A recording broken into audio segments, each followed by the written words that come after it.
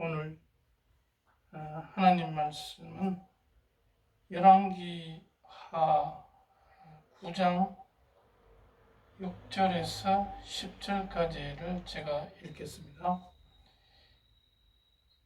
예후가 일어나 집으로 들어가니 청년이 그의 머리에 기름을 부으며 그에게 이르되 이스라엘 하나님 여호와의 말씀이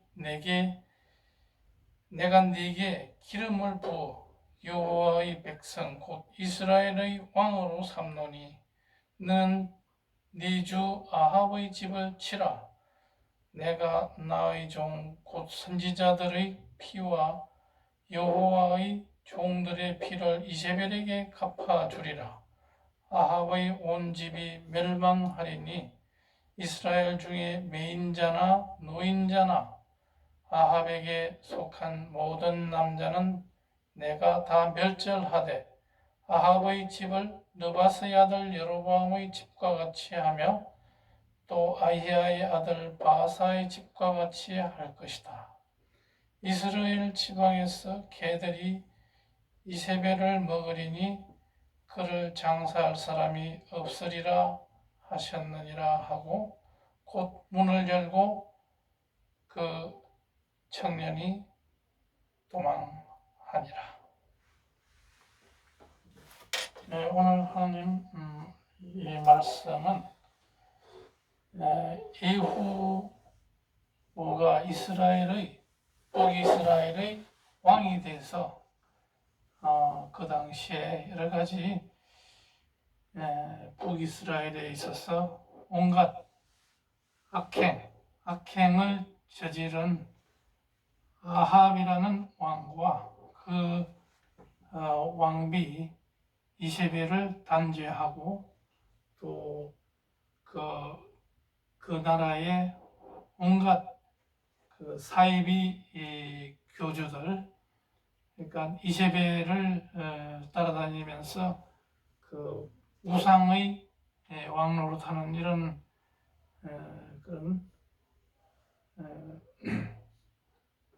그런 사이비들을 전부 청소하는 그런 역할을 담당한 사람이 바로 예후 장군이었다 하는 것입니다.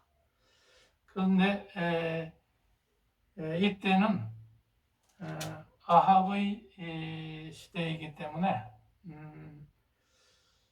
그 북이스라엘이 한참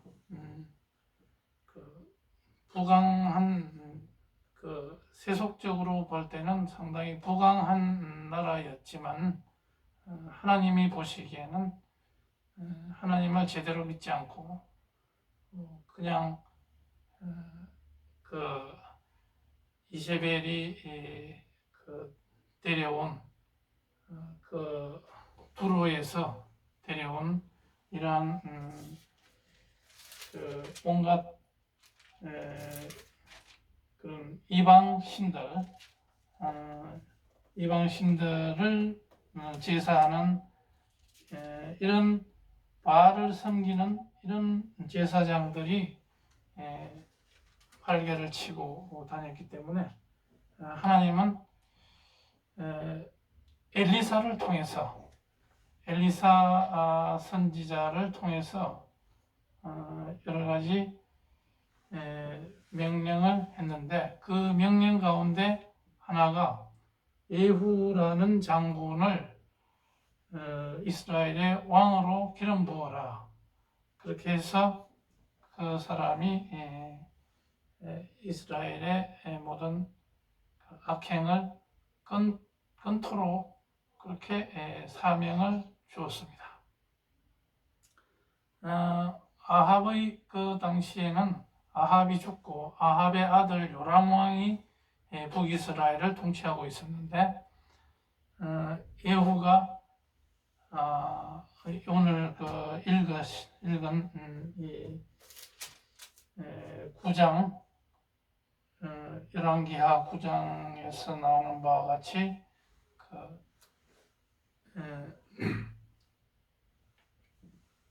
그 엘리사 선지자의 그 제자, 하나의 그 전도사라고 할 수 있는 이런 사람을 보내서 길라셋 라못에 가서 님시의 손자인 예후 장군에게 가서 기름 부어라. 그리고 얼른 뛰어와라. 그렇게 명령을 했습니다. 오늘 그래서 이런 정의의 기름 부음, 이런 제목으로 오늘 설교 말씀 드리겠습니다. 그 예후는 그 요람 왕이 그 선임한 이런 그 군대 장관이 되겠습니다. 그런데 결국은 하나님의 기름 부음을 받고서 이스라엘에 머물고 있는, 치료하고 있는 아합의 아들 요람 왕을 죽이고 반역을 했습니다.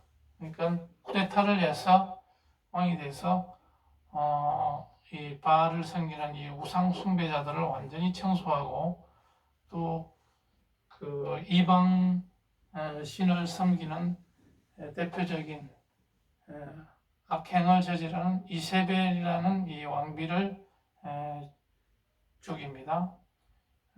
이것은 오늘날 우리나라에 있어서 적용이 되는 것이 무엇일까? 문재인 대통령이 임기가 끝나고 그 전에 대통령 선거에서 3월 9일 대통령 선거를 대비해서 전광훈 그 목사가 개인적으로는 이 윤석열 전 검찰총장을 기름 부었다. 그렇게 해서 우리나라의 온갖 이런 뒤틀린 이런 5년간의 이런 뒤틀린 좌파 정책, 주사파들이 이런 주사파의 집권으로 인해서 그 사람들이 행한 온갖 잘못된 정책을 바로잡으라고 하는 그런 사명을 감당하도록 기름 부었다. 이렇게 말하고 있습니다. 저는 그것을 보면서, 그러한 이야기를 들으면서 예후 장군이 기름 부은, 엘리사 선지자를 통해서 기름 부은 이런 열왕기에서의 이런 BC 8세기 그때의 상황을 생각하게 되는 것입니다. 오늘날 지금 윤석열 대통령이 미국과 캐나다를 방문하고 있는 이런 상황에서 그분이 조그마한 말 실수도 아니겠습니다만 이런 것을 꼬투리 잡아서 MBC에서 꼬투리 잡아서 이것을 제2의 광우병 사태로 발전시키려고 하는 것 아닌가. 가짜 뉴스를 엄청나게 만들어내고 있는 이런 작금의 사태를 볼 때 이런 비방을 통해서 주사파들이 최후의 발악을 하는 것이 아닌가. 이명박 대통령 때 광우병 사태의 하나의 연장선이다. 이렇게 보게 되는 것입니다.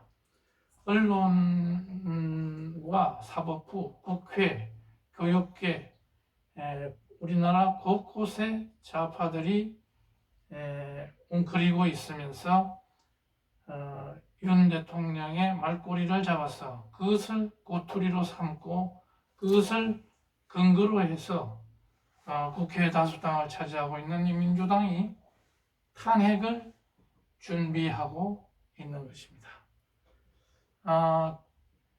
종교계는 기독교, 천주교, 불교 할 것 없이 모두 이 전광훈 목사가 주도하는 이런 복음 통일 운동에 동참해서 좌파 종북 세력을 약화시키는데 한 몫을 해야 할 것이다. 모두 동참해야 될 것이다. 그렇게 해야 좌파들의 이러한 움직임을 좀 누그러뜨릴 수 있다. 특히 기독교는 기복신앙에서 벗어나 정치 투쟁에 적극 나서야 할 것입니다.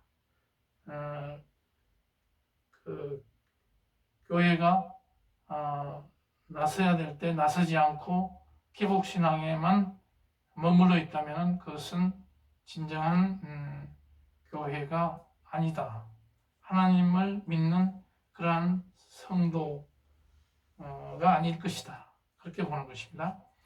그것이 하나님이 우리에게 준 현재의 사명이고 이 민족을 위기에서 건져낼 수 있을 것이다. 이렇게 보는 것입니다.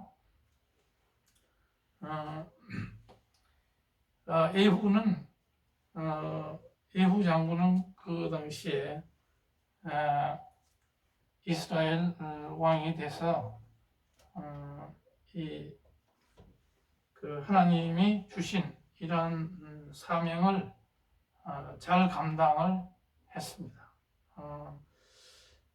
오늘날 우리나라의 윤석열 대통령도 이런 국민 투표를 통하여 하나님의 기름 부으심을 받은 윤 대통령이 이러한 좌파들의 잘못된 그러한 정책을 바로 잡을 수 있도록 이것을 국민들이 밀어주지 않으면 이것이 실패하게 되겠습니다. 그래서 특히 기독교가 개신교가 앞장서서 그러한 여론을 선도하고 그런 것이 모든 것이 좌파의 기도대로 좌파의 그러한 의도대로 넘어가지 않도록 하는 것이 중요하겠습니다. 제2의 광우병 사태 그런 것이 일어나지 않도록 가짜 뉴스가 나온다면 그것을 철저히 발본색원해서 그런 것들이 발붙이지 못하도록 해야 되겠습니다. 그래서 정의의 기름 부으심을 받은 이런 윤 대통령이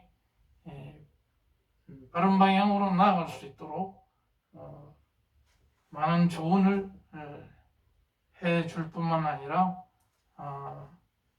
그 여론이 나쁘게 형성되지 않도록 그렇게 해야 될 것입니다. 교회는 우리나라는 교회가 정치에 관여해서는 안 된다 하는 것은 일제 36년 통치 때 그러한 일본의 총독부가 마련한 그러한 정책이었습니다. 우리나라에 와 있는 선교사들을 불러가지고 이 조선 총독부에 있는 최고 책임자가 3.1운동 이후에 우리나라에 있는 이런 교회 지도자들이 절대로 종교 본연의 일에 벗어나서 정치 투쟁하는 것 절대 못하게 신사참배를 강요하고 이렇게 했던 것의 잔재일 뿐입니다. 그 기독교는 어디까지나 그 성경 말씀을 믿는 것뿐만 아니라 실생활에서 이 정치의 잘못되는 부분을 과감하게 그 바로잡고 들고 일어나는 것이 목사들이 해야 될 그런 일이라는 것을 30만 목회자 또 25만 장로 이런 사람들이 뒷전에 있어가지고는 안 됩니다. 또 신학교에서 신학대학원을 운영하는 이러한 교수 또 학교를 운영하는 이런 분들이 대체로 보면 좌파에 젖어 있는 이런 교수들이 많습니다. 이런 사람들은 정신 차려야 됩니다.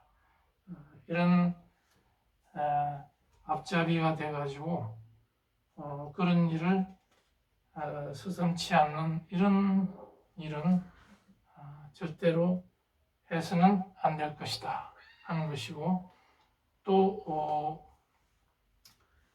평화를 예레미야서